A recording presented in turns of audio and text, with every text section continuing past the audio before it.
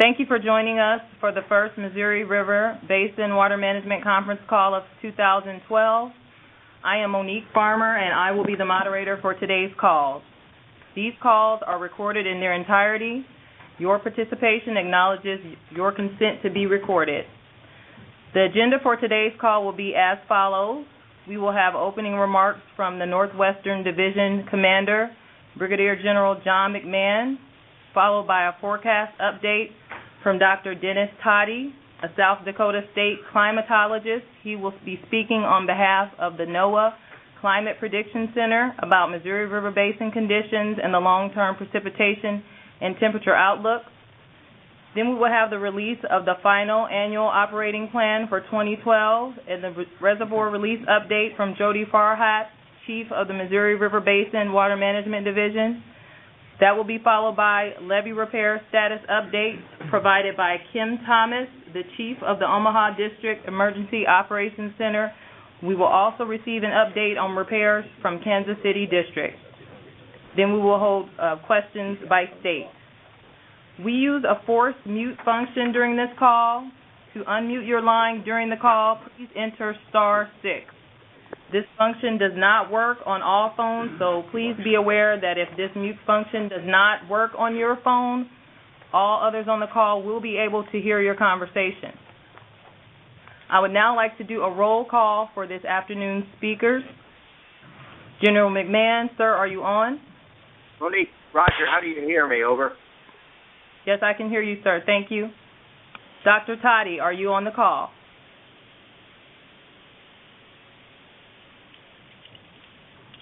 *6 to come off mute, Dr. Toddy.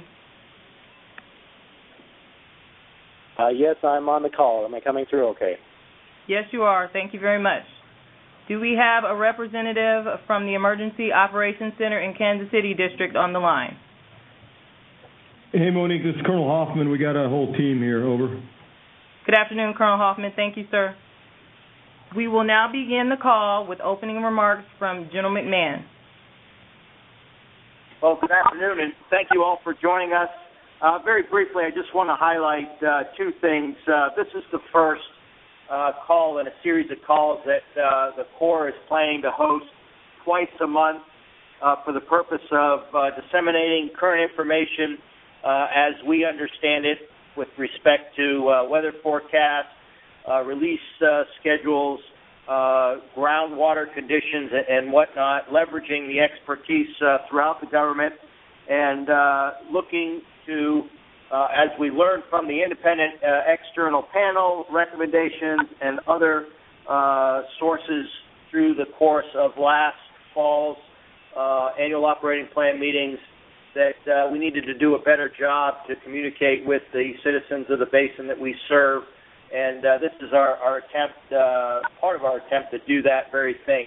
So this is intended to be interactive, and we're going to do that in the way that Monique Farmer described and give everybody the opportunity to ask questions and clarify what's briefed today. We appreciate your interest and participation in this call, and we have an expectation that the word will be further disseminated through the media, through the CODELs, through the governor's offices and other means and places so that we get as wide a coverage as possible so that as many of the citizens in the basin are informed with the latest information as we understand it. So with that, I'll turn it back to Monique. Thank you. Thank you, sir. We will now move on with Dr. Toddy, South Dakota State climatologist. He will provide a report of basin conditions and the long-term precipitation and temperature outlook forecast. Thank you. I am the state climatologist for South Dakota. We're working in partnership with NOAA on this, the Climate Prediction Center, and other NOAA partners in providing this current update to information and update to the outlooks. First thing we probably should do is look at what the situation is with current conditions and recent conditions across the basin. It's been a very dry fall for much of the basin, where we have very dry soil conditions in certain areas or moderately dry soil conditions going into certain areas, which has lots of soil moisture capacity to take up any additional moisture at this point. That's quite a contrast from what we had last year, where we had fairly widespread wet soils. So that's something we're looking at as positive.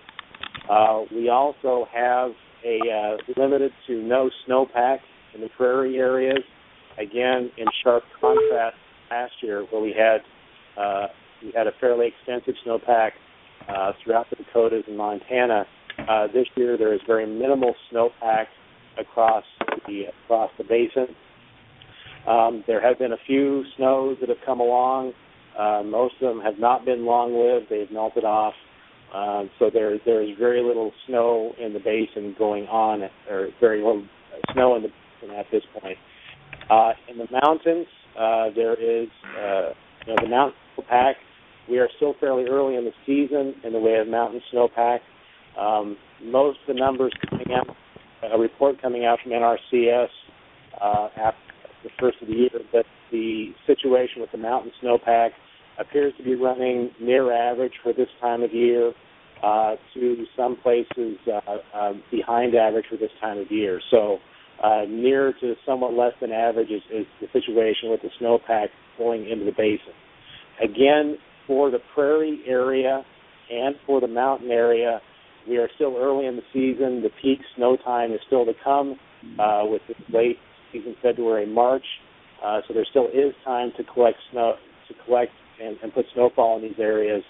But in contrasting with last year, we are well behind where we were in the way of snow accumulation at this point. From a current status situation, obviously we've had very warm temperatures, very dry conditions recently, setting a lot of records across the area. That is in contrast with what we would expect to have during a La Nina year. We have a La Nina going on right now. The standard for La Nina years tend to be below average temperatures. That's not been the case. But we are going to be seeing a shift as January goes on to more La Nina-like conditions where temperatures will turn colder and go to colder than average. It looks like by later in January, most of the upper part of the basin will go to below average temperatures, which will be in contrast to what we have seen recently. From a precipitation standpoint, precipitation chances are going to increase as we go along in the month. The current 6 to 10 day and 8 to 14 day outlooks are showing increased chances for precipitation. These do not look like major systems at this point, but beginning to see an increased chance for precipitation.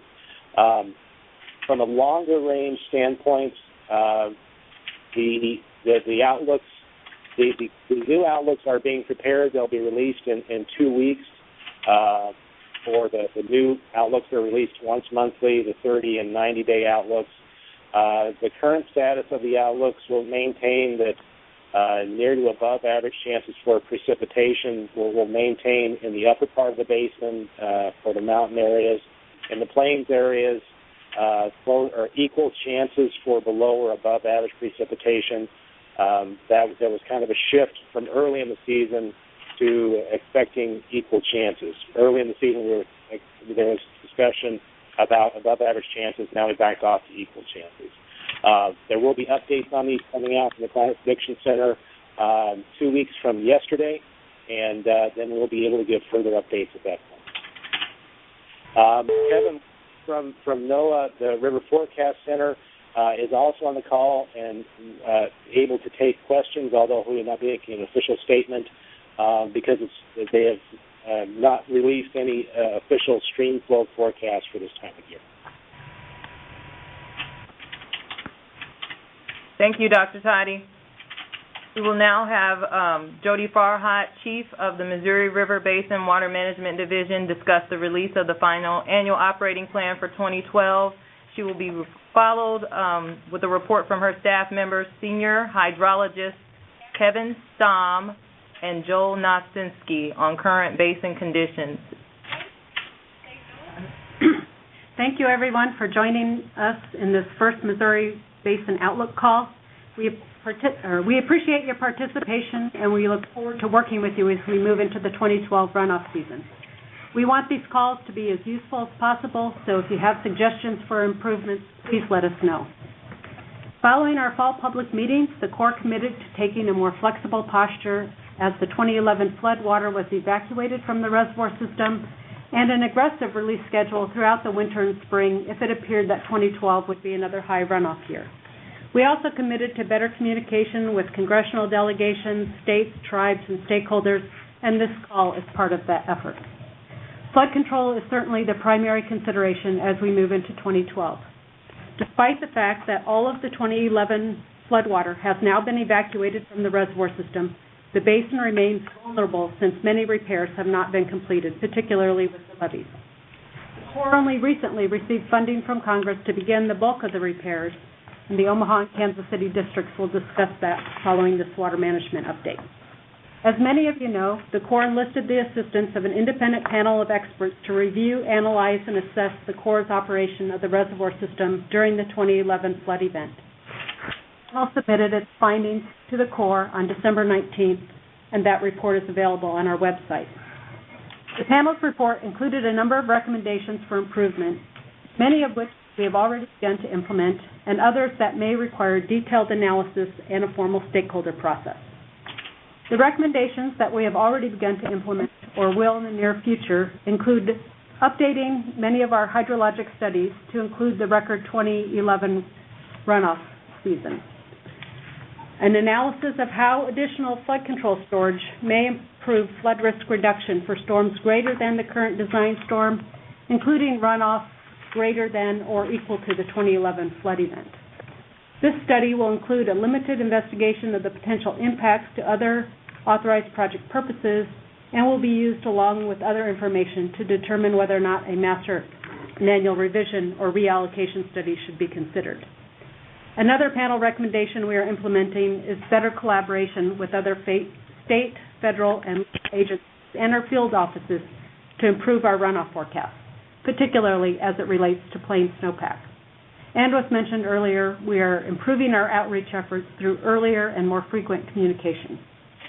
This morning, we posted the final 2012 annual operating plan on our website. In it, we describe these changes we have made as a result of the independent review panel recommendations. We also attempt in the AOP to address the comments we received on the draft report, both written comments received and oral comments received at the public.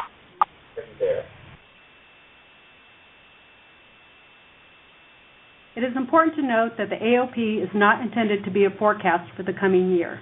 Rather, it examines a range of potential runoff scenarios spanning 80% of the historic record and provides stakeholders an array of potential reservoir levels and releases that may be expected under various runoff scenarios. It also indicates how the reservoir system will be regulated to serve all 8 authorized purposes, to fulfill our responsibility to the tribes, and how we intend to comply with environmental laws, including the Endangered Species Act. In contrast, our real-time regulation of the reservoir system is done using the best available hydrologic and climatic information and is adjusted to respond to changing conditions on the ground. Each month, and more frequently if needed, we produce updated runoff and reservoir regulation forecasts. Earlier this week, we posted the January runoff and reservoir regulation forecasts to our website, and yesterday sent out a press release regarding these studies. Now I'll ask 2 of the senior engineers in my office to describe these studies in detail. We'll begin with Kevin Stamm, who will discuss the updated 2012 runoff forecast. Thank you, Jody. First of all, I'd like to talk a little bit about how the end of the calendar year 2011 runoff season ended. In December of 2011, the Missouri River runoff was 1.4 million acre-feet, or about 185% of normal above Sioux City, and 1.1 million acre-feet, or about 162% of normal above Gavin's Point. While precipitation during this time period was largely below normal, much warmer than normal temperatures throughout the basin inhibited ice formation, allowing the rivers to flow freely, resulting in much higher than normal runoff into the system. As a result, at the end of the calendar year 2011, runoff above Sioux City was 61.2 million acre-feet, or 247% of normal, and above Gavin's Point Dam, 51.5 million acre-feet, which is 226% of normal. The January 1 forecast for the 2012 runoff season above Sioux City is 26.5 million acre-feet, or 107% of normal. And above Gavins Point Dam, it is 22.8 million acre-feet, which is 100% of normal. Due to the amount of variability in precipitation that can occur over the next 12 months, the range of expected inflow is quite large and ranges from the 36.2 million acre-feet upper basic forecast to the 17.8 million acre-feet lower basic forecast. The upper and lower basic forecasts provide a likely range of runoff scenarios that could occur given a much wetter conditions or much drier conditions. Factors taken into consideration while preparing our 2012 forecast include soil moisture content, the presence of soil frost, the presence of high water tables in some regions, plain snowpack, mountain snowpack, and the Climate Prediction Center's monthly and seasonal temperature and precipitation outlooks. Soil moisture in the basin is slightly above normal at this time in northern and eastern Montana, but it quickly dries out, moving east and south into the Dakotas, Iowa, and Nebraska. Following the record year of runoff, water tables are still high in some regions, particularly northeast Montana, central and eastern North Dakota, and northeast South Dakota. In general, the higher the soil moisture and water table, the higher the runoff and base flow.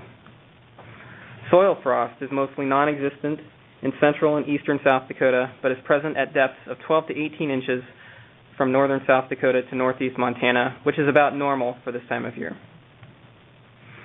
As of January 1st, 2012, plain snowpack was limited to a thin cover of less than 1 inch of snow water equivalent in far northern boundary areas of the Missouri River Basin. Mountain snowpack was 79% of normal in the reach above Fort Peck and 96% of normal from Fort Peck to Garrison. The Climate Prediction Center is currently forecasting a change in winter conditions by mid to late January to more wetter than normal precipitation conditions and colder than normal temperatures in the Rocky Mountains and the Northern Plains.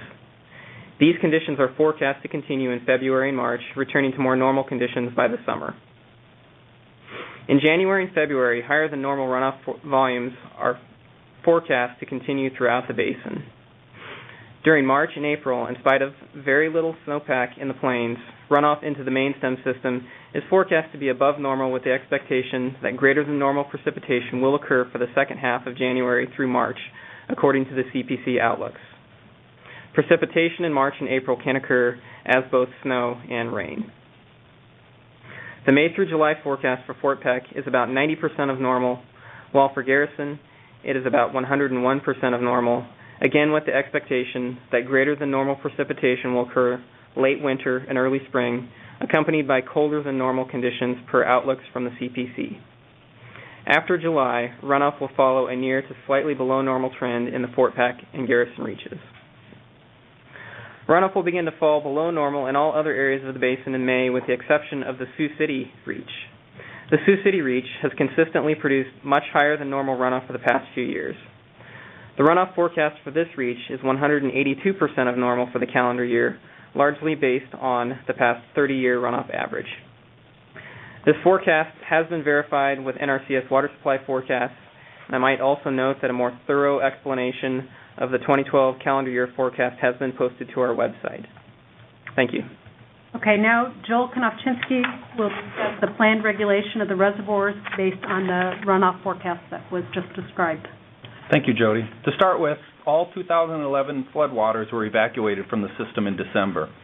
System storage is currently at 56.7 million acre-feet, or 0.1 million acre-feet below the base of the annual flood control zone.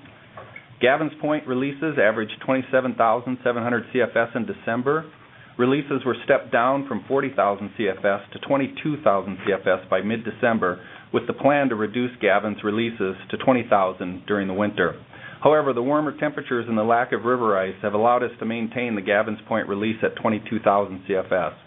Releases will be held at that level through February, barring ice-related concerns.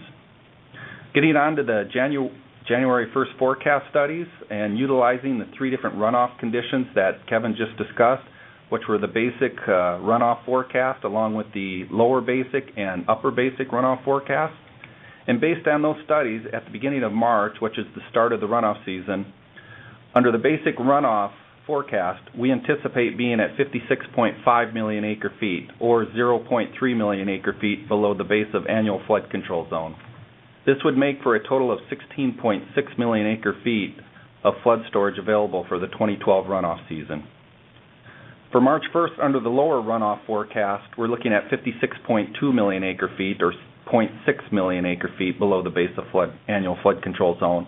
And under the upper runoff forecast, we're looking at 56.8 million acre-feet at the 1st of March, which would be at the base of the annual flood control zone. Now looking at navigation service level, which is used to determine support releases from Gavin's Point Dam to help provide an 8 to 9 foot deep navigation channel downstream depending on our system storage conditions. Under the basic runoff forecast, we would be providing full service navigation. This would require Gavin's Point Dam releases in the upper 20s to lower 30,000 CFS range. Under the lower runoff condition, the season would start at full service and then be reduced during the second half. This would require Gavin's Point releases of lower to mid 30,000 CFS range.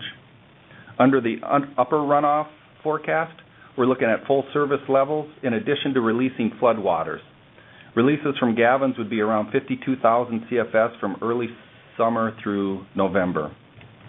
Going on to navigation season length, the full navigation season length is 8 months long. It goes from April through November.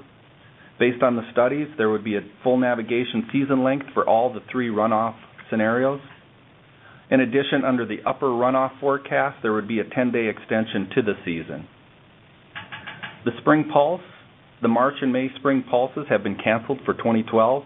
This was due to a variety of factors, including the 2011 flood and its impacts on the existing infrastructure and ecosystem that are still being assessed, along with the ongoing review of the Independent Science Advisory Panel's report on the Gavin's Point Spring Pulse.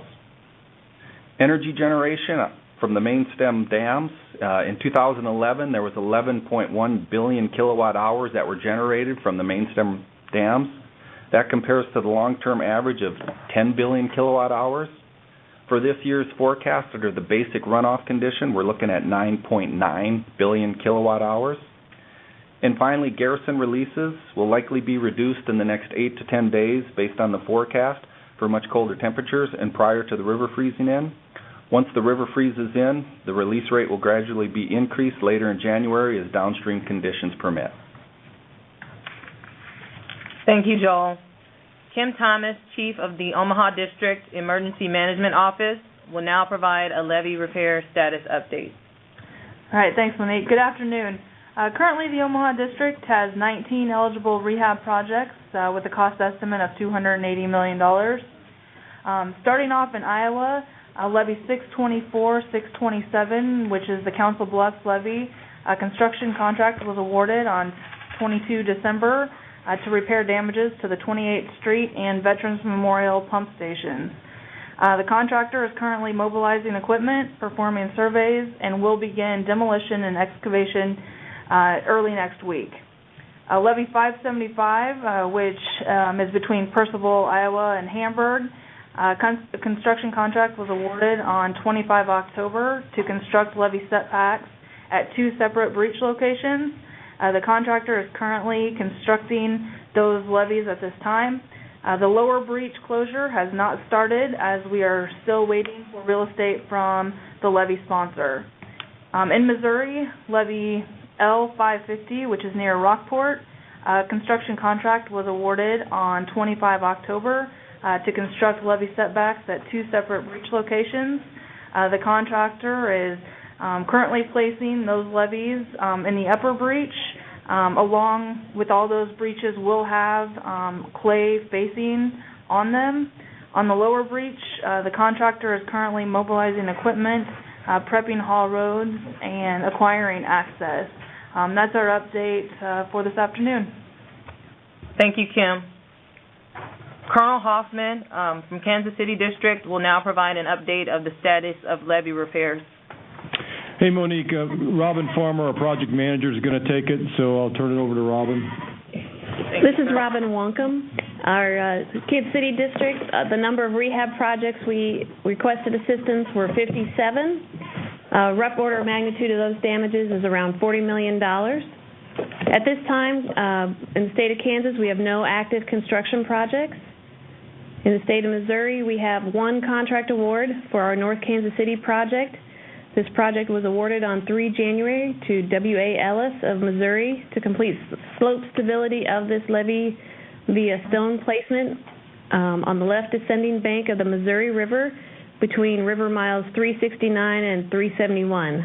Notice to proceed was issued on 4 January, and the contractor is currently mobilizing equipment to the site. This is all river activities, so there is no activities on the banks itself. For continuous updates, we ask that you refer to our website at www.nwk.usace.army.mil, and there is a levee rehabilitation tab in the center of that link. That is the end of the Kansas City report. Thank you, Robin. For questions related to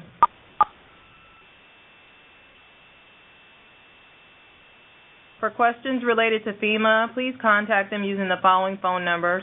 For flood insurance questions, the number is 1-800-427-4661. For FEMA Region 7, the number is 816-283-7095. And for Region 8, 303-235-4908. Questions will now be fielded by the state for the Corps and for Dr. Toddy. We will begin with the state of South Dakota. Congressional delegation members, do we have any on the line who have questions? Hi, this is Tony Mangan at KCCR Radio. For Jody, if I could ask, you said flood management management is one of the big issues.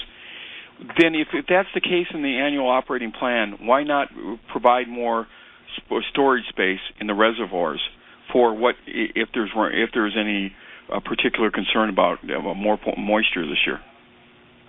Okay, thank you very much for the question, Tony. And before I go on to answer your question, I'll congratulate you on the award we just heard you receive. Thank you. Congratulations. Thank you. As described in the AOP, what we intend to do is to have a flexible stance on our regulation as we evacuated the 2011 floodwaters and aggressive releases if it appeared that 2012 would be another high runoff year. Under the current conditions, the runoff forecast that we have right now, we show that we will provide about an additional 300,000 acre-feet of additional flood control storage for the 2012 runoff season. And as was mentioned earlier, looking at the basin conditions, with very little plain snowpack out there and mountain snowpack running just about average, we feel that the glide path that we're currently on is good for the conditions that we're seeing. Now, certainly if we see conditions in the basin change, here throughout the winter period, we will begin to have more aggressive releases. Given the fact that the lack of snowpack and rainfall since fall, is there a point when you start to maybe go into more water conservation? Or is that too early? Right now, it's too early. We're still very early in the runoff season or the snow accumulation season, as was mentioned earlier. We have a couple big snow accumulation months ahead of us. But certainly if we see drought conditions developing in the basin as we get towards the period where we start providing navigation flow support, those conservation measures that are included in the master manual will kick in and will begin to conserve water in the reservoir system. Thank you. You're welcome. Thank you, Tony. We will now move back just to congressional delegation members before we go back to media for South Dakota. Do we have any on the line who have any questions? Tribes for the state of South Dakota? State officials? Local government for South Dakota? Press? Moving on to Montana, do we have any Montana congressional delegation members on the line with questions? tribes, state officials for Montana, local government, press. For the state of Wyoming, do we have any congressional delegation members with questions? Tribes, state officials, local government, press. For the state of Missouri, do we have any congressional delegation members with questions on the line?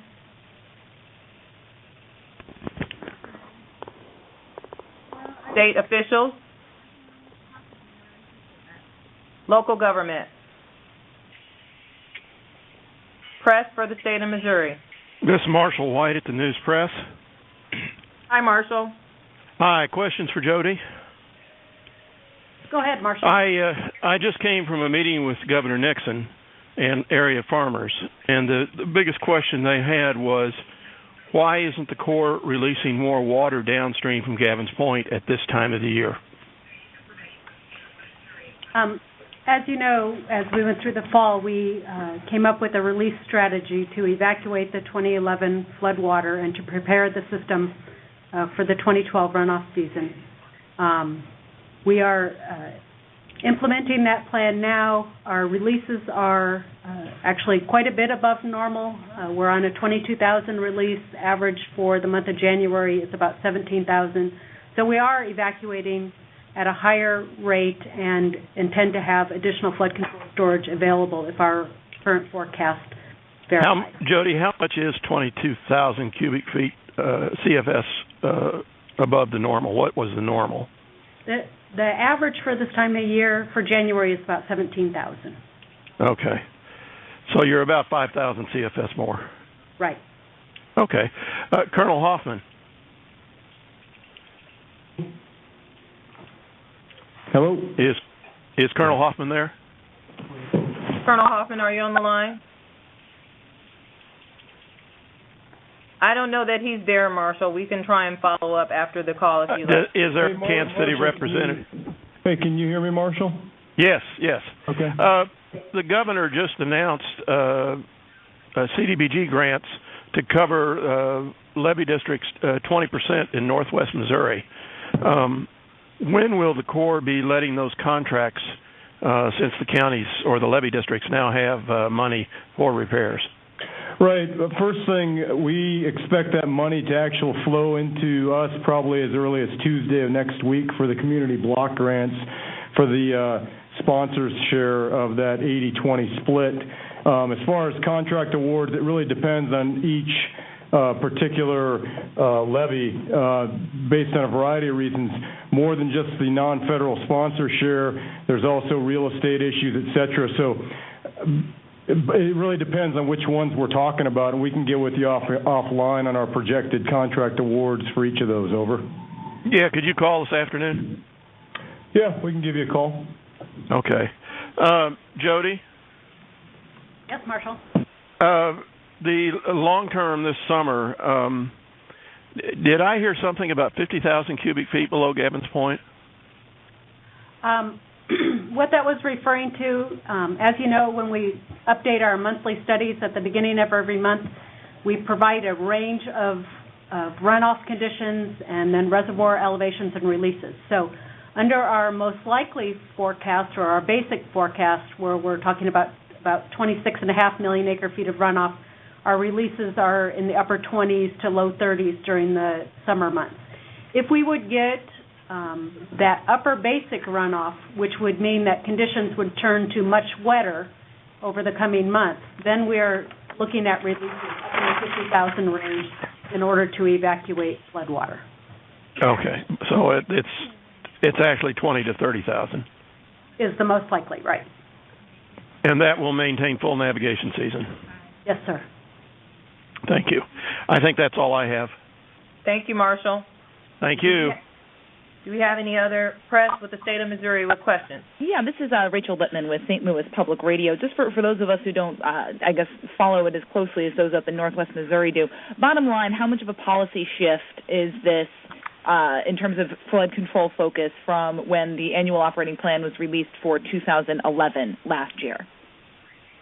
The 2012 annual operating plan does not represent a policy shift for the operation of the mainstem reservoirs.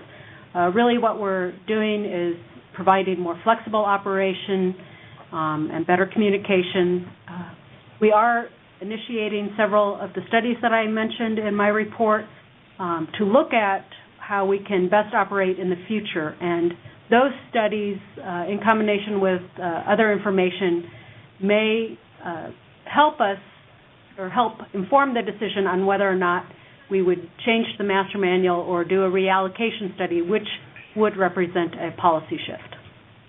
So this flexible stance that you have, that's just releasing water earlier, changing how the flows are. When you say flexible, is that what that means? Right. It's flexible, and it's still within the guides of the current master manual. And how does the fact that these levees aren't going to be repaired factor into that decision to have to be more flexible? Well, that certainly plays a role, and that's why we showed higher than normal releases during this winter period, and why we are attempting to evacuate additional flood control storage. So, go ahead. I was just going to say, you might want to discuss the difference between upper basin flooding and lower basin flooding as a reminder to everyone. Right. Colonel Rook raises a good point. Additional storage in the reservoir system provides flood risk reduction throughout the basin, but it doesn't preclude flooding, and particularly in the lower basin. The farther you move away from Gavin's Point Dam, the greater the flood risk, not due to releases, but due to incremental inflows from tributaries as a result of local rainfall events. So we're cognizant of that. We want to be able to keep releases, if it is a high runoff season, at a level that's low enough to allow those repairs to continue through the summer months and to protect those areas that don't have their levees rebuilt.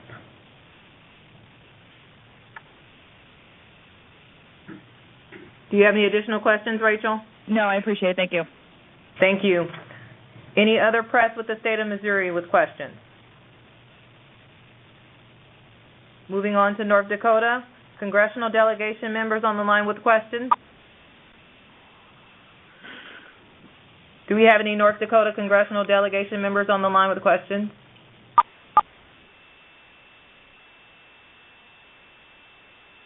Reminder to press star 6 to come off mute. Tribes with the state of North Dakota. State officials with North Dakota. Yeah, we got one. Yeah, earlier it was forecasted that they were going to increase the flows from Garrison Dam when the river froze, and it doesn't seem to be likely in the near future. Is there any more information on that? Or Sir, can you identify yourself, please? North Dakota Emergency Services. Okay, and your name? Tom Deering. Okay. We have been adjusting the releases from Garrison Reservoir throughout the winter period. Typically, the reach there in the Bismarck area freezes in December, and we have different channel conditions this year than we've seen in previous years. The previous couple years, we've tried to freeze in at a release of around 15 or 16,000 CFS, so in December we cut back to that release rate. When we did that, we saw that the resulting stage was a couple feet lower than previous years, so we incrementally increased the releases. I believe we're on 23,000 released today out of Garrison. So we've been coming up on the releases.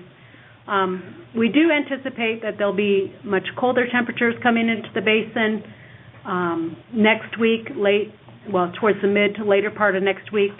And because, the Bismarck area itself has good channel capacity, but we are not confident that the entire reach from Garrison down to Oahe Dam has that similar situation. So when that colder temperatures move into the basin, we will reduce the releases from Garrison and freeze in at a lower level. Once we get a good ice cover, we'll step our releases back up. Now, if the river, in fact, doesn't freeze in we can go up quicker than if we do get a established ice cover there.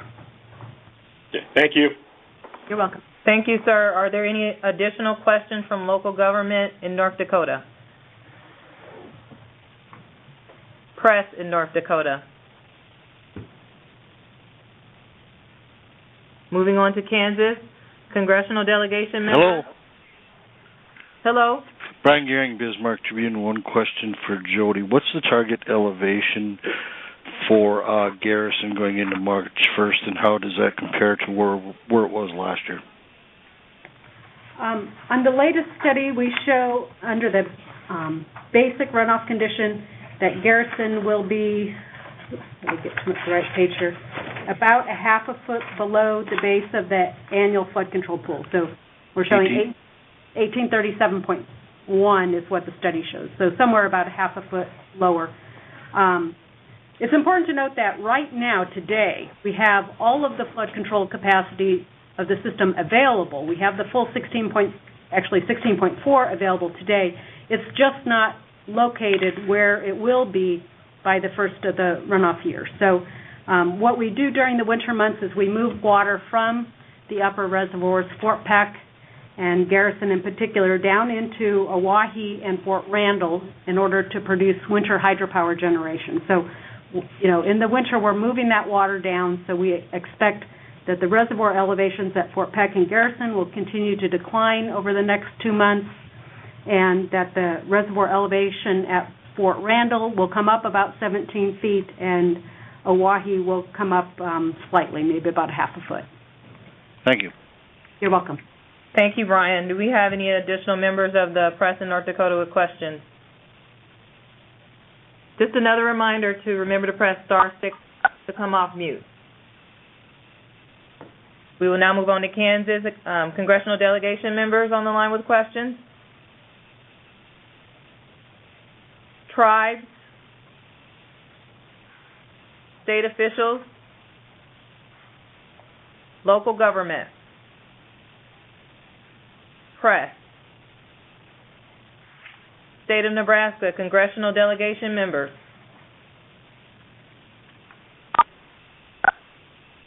Tribes.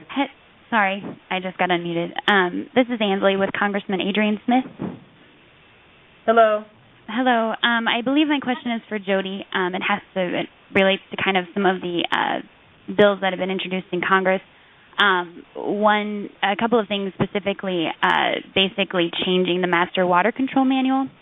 And I guess my question is, do you believe going into this season, you and the Army Corps actually has the authority there under the master, without changing the manual entirely, do you have the authority and the flexibility to kind of, I guess, make changes and maneuver kind of, and not even, suggestions like going from a monthly regulatory change to a daily or a weekly change? Do you kind of have those things without actually changing the entire Master Water Control Manual? Are you pretty confident that the Corps can kind of respond to these things with more flexibility than last year? Yeah, we believe that the flexibility that's existing under the current Master Manual is well within our control and allows us to operate for changing conditions. We don't require any congressional authorization or approval to operate in this flexible manner going forward. Okay. Thank you. Thank you. Do we have any other congressional delegation members on the line with the state of Nebraska who have questions? Tribes, state officials, local government, Nebraska, press. I'm sorry. This is Ansley. Oh, I'm sorry. I didn't mean to interrupt. Go ahead. Go right ahead. Okay, sorry. I guess I don't hear a lot of questions. But I guess another thing I would ask if someone there has maybe an idea or an estimate, when it comes to actually changing the existing manual, which I think is what some folks would like to statutorily require the Corps to do, could you give us an idea of how much time and the cost I mean, given, all the things that the Corps has to do right now just to prepare for this season, could you maybe give us an idea of how much, I know that a lot of work went into establishing that manual in the first place. Does someone have any idea what kind of work that would take? Okay. Well, we have no intention of changing the master manual prior to the 2012 runoff season. The master manual is a core document. We do not require direction from Congress to change it. It's within our authority to change it, although if we did open up the master manual, it would require study, and our funding would have to necessarily come from Congress to do that. Changing the master water control manual also would involve NEPA and a public process. So it's not something that can be accomplished very quickly. Last time we updated the manual, it took 14 years and cost more than $30 million. It doesn't necessarily have to take that sort of a course either, but it is a public process, and it would take some period of time and would involve complying with other environmental laws and other laws, including NEPA. Okay, thank you very much. Thank you. This is Brent Martin with Nebraska Radio Network, and I'm not sure exactly who to address this to, but kind of in general, how vulnerable is the lower Missouri River Basin to floodwaters right now, and how much repair work on the levee system can we reasonably expect before spring?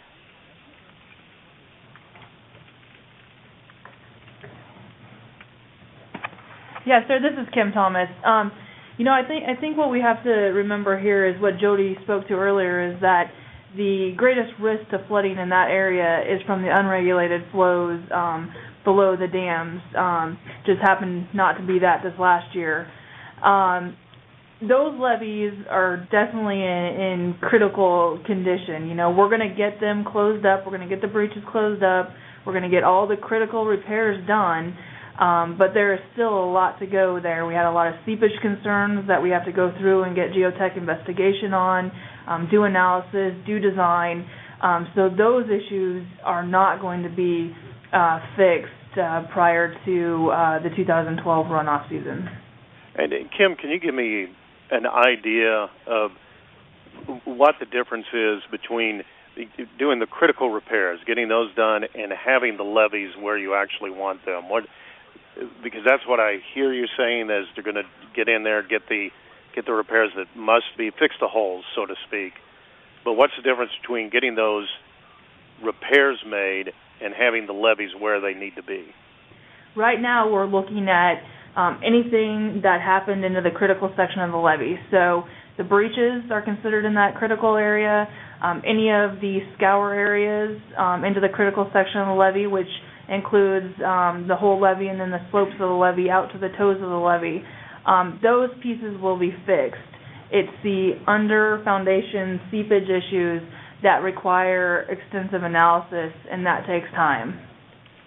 And just one last thing on that. I think you mentioned earlier, I think it was you who mentioned about the money from Congress. Is the money there to repair the levees? We have received partial funding for partial of the levees, partial pieces of them. We're still awaiting how the rest will come in. So you've got to make these emergency repairs, so to speak, I guess, but not. You're still waiting funding to repair the levees and restore them to where they were prior to the flood.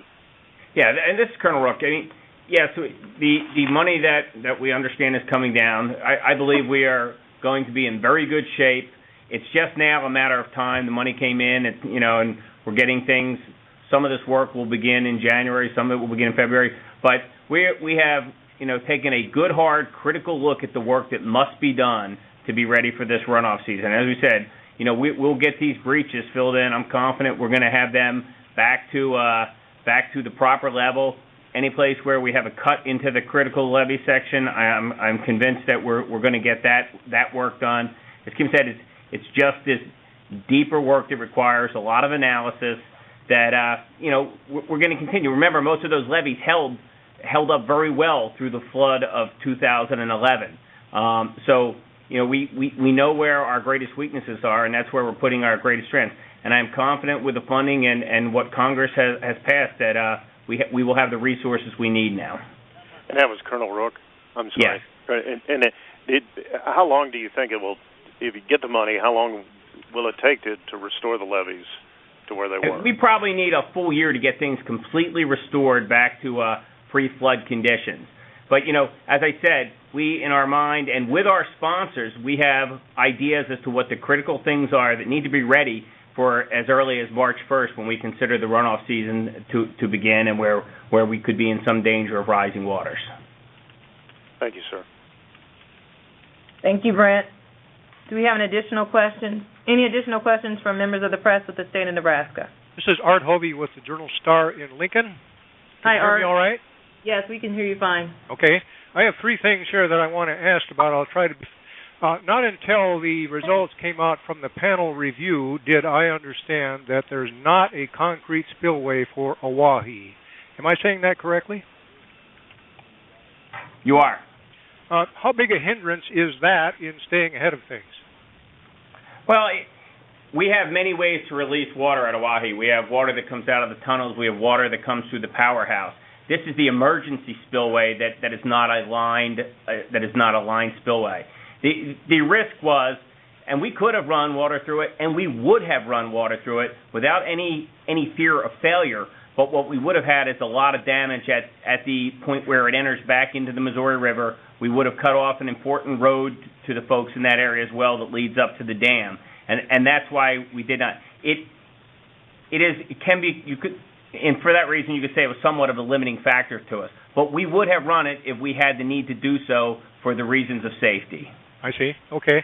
Another question, and I'm sorry that I don't understand this better, but I thought that when the river freezes over further north than Nebraska, that placed some pretty strong limits on what you could release for water because of the risk of ice jams. But I think I understood Jody to say that when you've got a good freeze on the river, you're going to increase your releases again. Can you clear up my confusion about that? Sure, Art. What happens is during the actual ice formation on the river, and particularly I'm talking about up in the Bismarck area, the river stage rises dramatically over a short period of time, typically 5 to 7 feet over a day or 2 days. So what we do up in that reach when the river freezes over is we reduce the releases so we're at a low enough level prior to the freeze that we can withstand that 5 to 7 foot rise without causing ice jam flooding. Once the ice cover gets established, the channel bottom will smooth out, the bottom of the ice will smooth out, and we're able to gradually increase releases from Garrison Dam and push water through that more efficient pipeline essentially underneath the ice. So it goes under the ice? Goes under the ice, right. I see. Okay. Down here on the lower river, if you remember back in the drought years, many times we increased releases during periods of ice formation, and that was to protect water supply intake. So it's different in different reaches of the river, but the real constriction that we have in terms of ice is there at Bismarck during the ice freeze-in period. I see. Okay. And lastly, when last I checked on this, I thought I understood that as many as 13 members of the congressional delegation from the Missouri River Basin had raised concerns about what the Corps would do to manage the river in 2012, and the nature of their concern right down the line seemed to be that there should be more than 16.3 million acre-feet of storage available. And I want to ask somebody, not sure to whom to direct it, to what extent do you feel like you've satisfied the concerns of members of the delegation? Well, we took their input and also input from others in the basin as we presented our draft annual operating plan. We had public meetings. We received many emails and letters. And what we committed to there is this more flexible approach to operating the reservoir system and also to being aggressive on our releases if it appears that 2012 will be another high runoff season. So, do you feel like they signed off on that? Hey, Jody, this is General McMahon. Can I jump in on this? Absolutely, sir. So what's also going on is we're beginning a study. Jody's team has begun a study to look at if we were to change the 16.3 million acre feet, what would the new number be and why, and what would some of the impacts of that new number be to the authorized purposes? That study will answer the call by the congressionals and the governors and others. We have to do this deliberately, and so we don't want to willy-nilly throw out a new number. We want to study it. We have a plan to study it and produce a result report by the end of March that will then inform members of Congress and the public at large and begin a potential discussion about, okay, with this new number, if it is a new number, do we want to take it on in terms of revising the master manual, which is what the next step would logically be with the new number on the basis of this study. So we've taken this input from all camps. We're in the midst of a study that Jody and her team are undertaking as we speak, and we'll have a result, an output from that study by the end of March. I see. Okay, thank you very much. Thank you, sir. Thank you, Art. Do we have any other questions from the press in the state of Nebraska? Yeah, this is Nancy Garter from the World Herald. Hi, Nancy. Can you turn up your volume a little bit? We can barely hear you. Better? Is that better? It's a little scratchy. Go ahead. Okay. In the Omaha district, it sounds like you'll have all your critical areas repaired. Does that go the same for the city district? I'm going to repeat the question. Nancy asked, in the Omaha district, do we intend to have all of our critical repairs done by March 1st, and is that the same for Kansas City district?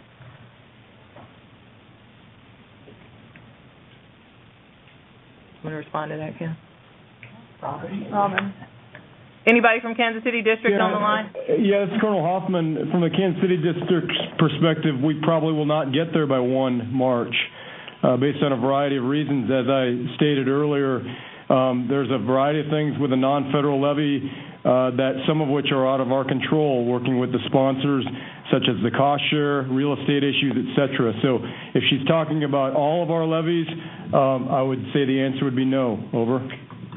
I think I see the problem with my audio here. No, I'm asking if specifically, do you expect your levies to be the same level of readiness as the Omaha districts, in that your most critically defined areas are going to be ready, and then the lesser critical ones will just take longer? Not by 1 March, as you stated in your question. Okay. Over. Okay. And then, Kim, on the under seepage problem, could you just explain that just a little bit, what you mean by that that's the piece that will take a little bit longer? What does that mean, under seepage problem? I think I'll have John Bertino, the Chief of Engineering from the Omaha District, take that question. Go ahead, John. Hi, Nancy. This is John. Hi, John. Basically, what happens during a big flood like this is that you get water up against the levee on the riverside and it flows underneath. There is a certain amount of energy that's dissipated on the landward toe, and if that energy is great enough, it actually carries some of the foundation materials with it. So, like Kim said earlier, our focus is to get the breaches and the damage done to the critical sections done first, and then we'll come back and we'll look at specific areas where we know we have issues. We'll do the analysis, we'll do the field work, and then we'll attack those probably later on in the summer. And what I'd like to say as well is, Colonel Ruck, that many of those areas we tightened up at least with temporary fixes during this flood, and that's what those seepage blankets that we applied, that they perform that function. Yeah. So now we're looking at more permanent solutions and maybe some areas that we didn't actually put that application on. Correct. Okay. And then you say you'll have this study done by end of March, looking at whether and what should be a change in your storage capacity. If you were to recommend something significant, I'm thinking now the proposal of a 6-foot drop in some of your major reservoirs, what would be a realistic expectation of the amount of time it would take to work its way through the whole review process and approval process, and actually people would see a lower level in a lake? Well, Nancy, I think there's to do a master manual revision would certainly involve a great amount of study and coordination. We'd have to look at impacts to other authorized purposes. So, if we decide to go down that path, we're probably looking at a multi-year effort to do that. However, we do have the ability to deviate from the current master manual if we felt that it was critical that we had additional flood control storage in the system available. In the interim, we could do a deviation until those studies were done. So I wouldn't think that it would absolutely have to be many years before we would see any changes. So your study that you hope to have in March would presumably address the issue of, do we have a critical situation where we need an interim extra storage? Yeah, I think that's what it is. And then what would the impacts of additional storage have on the other authorized purposes? Just a limited analysis of that. Okay. And then a quick question on Gavin's Point releases during the summer. How does that 20,000 to 30,000 CFS compare to normal, compare to average for that time of year?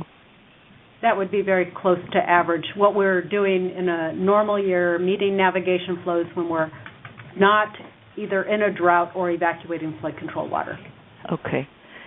And then can you explain just a minute again how it is that you manage releases from, how it is that you would plan to manage releases from Gavin's Point this year to account for the higher flood risk below Gavin's Point from locally heavy rains? Does that make sense? Right. It really depends on where those rains fall because, the travel times often prohibit us from reducing flood or reducing stages downstream. For example, if we would get a heavy rain downstream of Omaha, it would take several days for a release reduction to make its way down to that area. So many times there's very little we can do. But by using the reservoir system, if the rain falls further out on the tributaries or if it's a longer duration event, many times we're able to provide flood risk reduction by reducing our reservoir releases. And typically that is the primary way that this reservoir system provides flood control, is by reducing releases during periods of high downstream runoff to reduce flood risk downstream. So it depends on where that rain falls and the amount of time we have. But if we have the full flood control capacity of the system available and we're not experiencing, the record sort of inflows that we did last year, that capacity in the reservoir should allow us to respond to downstream conditions. Okay. And how does this final plan differ from the draft? There are no wholesale changes. If you would compare the two documents, you would see that we've addressed the input of the independent review panel. We tried to provide better clarification on many of the issues, in particular related to flood control. And then we talked about this more flexible stance that we are taking and aggressive releases. And also, we talk in there more about the increased coordination. In particular, as we move through 2012, if we see that the runoff is going to be outside that range that we cover in the annual operating plan, we will aggressively increase our coordination with the states and the local emergency management folks to ensure that they are prepared for, another high runoff year. At the current time, we're not seeing that, but it is still very early in the season. Right. But I think I hear you say no wholesale changes, perhaps more clarification. But are there, in terms of being more flexible and aggressive, are there changes? Are you somehow more flexible in this final than you were in the draft? Well, I think we attempted to better articulate what our intentions are. Okay. Thank you very much. Thank you. Thank you, Nancy. Any other members of the press of the state of Nebraska who have questions? This is Marshall White, Nancy News Press. Could I interject here and ask a question? Sure, go right ahead. General McMahon, sir, are you on the line? Yeah, I'm here. Can you hear me? Yes. We can hear you. You indicated that there's an ongoing study by Jody and her staff that you hope to have done by the end of March? Yes, sir. Will there be a chance for public comment before the study's finished or after the study is finished? No, well, not before. I mean, this is a technical study. This is what Jody and her team of experts are very highly trained to do. Now, certainly, as I said, Marshall, the outcome or the output of the study will be a public discourse about, okay, well, what do we do with this new number, assuming there is a new number, and this understanding as articulated in the report, as Jody said, about impacts to, cursory understanding of impacts to the other 7 authorized purposes. So that will begin a public comment period, a public discussion. I'm sure members of Congress, governors, and others will look at the report very thoroughly and evaluate its findings and then begin the real, on the basis of some hard technical analysis, what do we do about this? How much are we willing to trade off between authorized purposes if we were to have more flood control storage space beyond 16.3 million acre feet? Do you anticipate at some point in that holding public hearings? Again, I think what you're pointing to is the public process that is typically part and parcel to a master manual revision process, as we saw last time. So ultimately, before we come to a decision, I think there will be opportunity for public to get very decisively engaged and make comment and all that. Over. Okay. Thank you, sir. Yes, sir. Oh, this is Nancy from the World Herald again. I had one last question. Hello? Hello? Sorry, Nancy. Go ahead. Okay, yeah. The 300,000 extra acre feet that you might have by March 1, is that something that you would have had under the draft, or is that a reflection of the change from the draft to the final? That's a reflection of the change. Typically what we do as we move through the winter period, if our regular monthly studies would show that we're coming in lower than the base of the annual flood control pool, we would make adjustments to releases to come in right there to provide 16.3 million acre feet of runoff. So that is a change. Studies, though, in the draft AOP were not changed between the draft and the final, except that we include the 5-year extensions in the final AOP. But really, the focus now, as we move forward, should be at these regular monthly studies that we're updating, and so. But it's part of that flexible releases. And then also, presumably, that reflects changes in weather conditions too. That you can do the 300,000, hopefully. That's correct. Yes. Okay. Thank you. Thank you. Thank you, Nancy. Any other press with the state of Nebraska with questions before we move on to Iowa? Iowa congressional delegation members. Is there anyone on the line with questions? State officials for Iowa. Hello?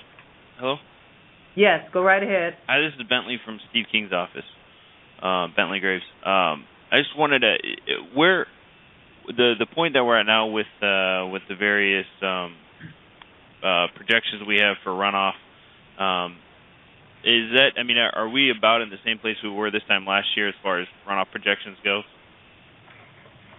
I mean, at this point last year, we also weren't expecting any kind of increased runoff yet. Is that correct? The kind of runoff we saw, correct? No, I think last year, even in January, I think we were about the same. You know, we had more plain snowpack at that time. I don't recall actually the number on mountain snowpack. 110. We were predicting 110%. Yeah, we had 110% of normal mountain snowpack at this time last year. Yeah. Okay. So the reservoirs themselves are slightly lower than they were last year at this time, or the system as a whole, and our runoff forecast is reflecting the drier conditions than we saw last fall. It's a good question. I mean, nobody's doing any kind of victory dance or is overly happy with the dry conditions. It's a good sign. But what you're indicating is that unpredictable rainfall that really brought this event on is not one that's seen in normal predictions. So it is a good question. Well, the reason I asked is because I think there's been a lot of talk about the flexibility that the Corps has, but I think getting up to 160,000 CFS releases from Gavin's point was, largely a product of the flexibility that the Corps has. I mean, obviously we got there, which is well out of the norm of the regular releases, but that was, largely due to the trying to kind of play catch up. And I guess I only raised that point because, again, as you said, I mean, there was unexpected rainfall that largely caused the flooding last year, and there are a number of things that could bring on similar flooding this year, and so I guess I would just add that into the mix here, that just because I guess the Corps has the flexibility. I mean, they had the flexibility last year too, and we still ended up with releases of 160,000 CFS. And so I think just to again add this into the mix, it's one of the reasons why a number of the members of the congressional delegation have suggested that there be a permanent reallocation. So I just kind of throw that in there. It's not so much a question. So yeah, and I will say that we are taking great strides to improve our runoff forecast, and if we had the identical conditions we had last year, we would be forecasting more runoff than we did last year. We recognize where some of our shortcomings were. We got good input from the independent review panel, and if conditions were identical to last year, we would be evacuating additional water right now and using more of that flexibility. Thank you, Bentley. Any other congressional delegation members with the state of Iowa? State officials in Iowa. Just a reminder to press *6 to come off mute if you have questions. Do we have any state officials with the state of Iowa with questions? Local government. Press for the state of Iowa. Hello, this is Derek Hill. Hi, Derek. Who are you with? State. Okay. Go ahead with your question. State of Iowa. Yeah. Okay. My question has to do with the effect of releases out of Gavin's Point and what it's going to look like on the ground when it starts flowing downriver. With the changes that have occurred in the river, with degradation of the banks, cuts that have occurred, our historical data and our historical memory of what the river looked like and when it would when and where it would go out of its bank is probably no longer accurate. Have you or has anybody else looked at some of these areas that could be potential problems and say at the 35 CFS level out of Gavin's, an area could be expecting flood into what extent, or at a 50 or 52 CFS out of Gavin's, an area that may not have flooded in the past that could be flooding this time. Have y'all looked at that? Or do you plan to look at it? This is John Remus, Hydrologic Engineering Branch in Omaha District.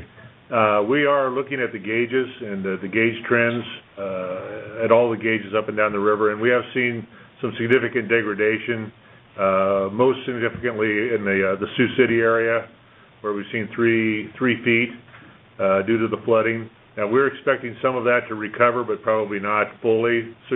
So all of the flows are going to be, 30,000 CFS up to bank full. We're probably going to be a couple of feet lower this coming year in most places than they were pre-flood conditions. Is that south of Council Bluffs also? Yes, we saw degradation at those gauges as well. Not quite as much as Sioux City, though. Okay, but what about the areas where the bank has been degraded? And I'm wondering if we've got a likelihood that we're going to have overflow on the banks at a much lower CFS than we would have had in say, 2010 or in early 2011. There are a number of places where we have seen channels form across the floodplain that would see water leave the channel at a lower flow. We're going to evaluate those this winter to determine what can be done or if there needs to be anything done in some of those areas. Some of those areas will need some repair work. Some of them, the water may leave the channel but not get out into the floodplain necessarily. Okay. Who can we contact to get more specific information on that? You can contact me. My phone number is Would you give us that number again? We're writing it down, please. Hey, Derek, can you just call me Monique Farmer, and then I'll get it for you offline, and my number is 402-995-2420. Got that. Monique, Okay. Thank you. Thank you. Appreciate it. That was our last question. Okay, thank you. Do we have any other local government officials with the state of Iowa on the line with questions? Press with the state of Iowa, any questions? Do we have any national press on the line with questions? Do we have any alibi questions? This is Bob Pretty at the Missouri Net. Hi, Bob. In Jefferson City. I think I've been on and off mute about 4 times, so I apologize for not getting in when I should have. That's okay. Just 2 or 3 questions. First of all, Jody, would you have Joe and Kevin spell their last names for me? Sure. Kevin Stamm, Stamm. Okay. And then Joel, Joel, Konofsky, it's Knofczynski.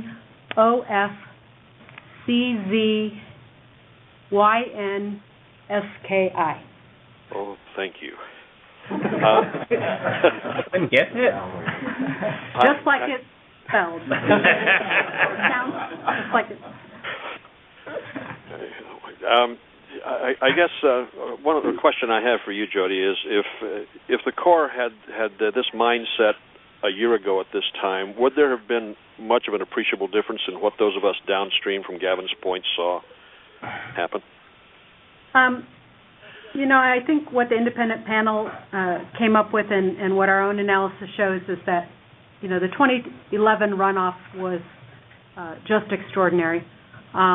We presented in our annual operating plan some different scenarios, and we showed that had we gone to our previous record release in every month, January through May, that the peak releases from Gavin's Point would have been reduced slightly by about 20 to 30,000 cubic feet per second, but would still be, more than 1.5 times the previous record release rate. And I guess the other way to look at that, if you take the runoff in 2011 and just divide it out by 365 days, we would have needed 83,500 CFS flowing by Sioux City every day of last year to pass this water through.